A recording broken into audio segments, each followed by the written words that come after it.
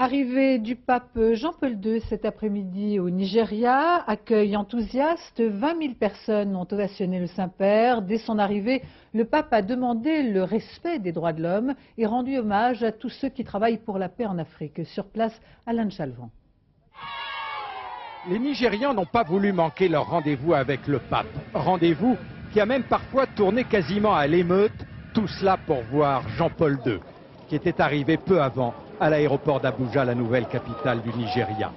Contraste avec la cérémonie protocolaire, militaire, comme le régime de ce pays, le plus important d'Afrique avec ses 100 millions d'habitants. Militarisation qui n'exclut pas les concours d'élégance. La mode est très Jean-Paul II en ce moment à Abuja. Le président nigérian lui-même, le général Abacha, avait troqué son éternel uniforme pour un superbe boubou noir.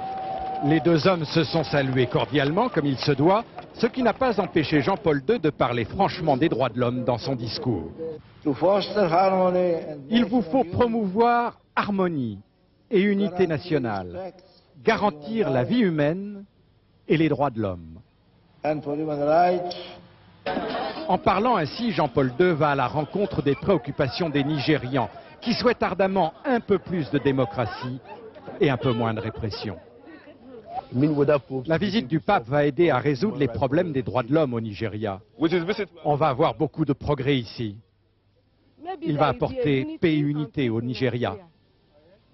L'unité de ce pays, c'est aussi celle de ses communautés religieuses. Musulmans et chrétiens se partagent le Nigeria à peu près également, mais se livrent aussi à une compétition féroce, comme en témoigne la guerre des chantiers à Abuja.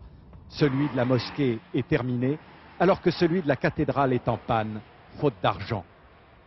Le Nigeria avait beaucoup de marabouts musulmans, mais n'avait pas encore de saints catholiques. Ce sera fait demain. Jean-Paul II procédera à Onitsha, au cœur du pays Igbo, à la première béatification d'un Africain de l'Ouest.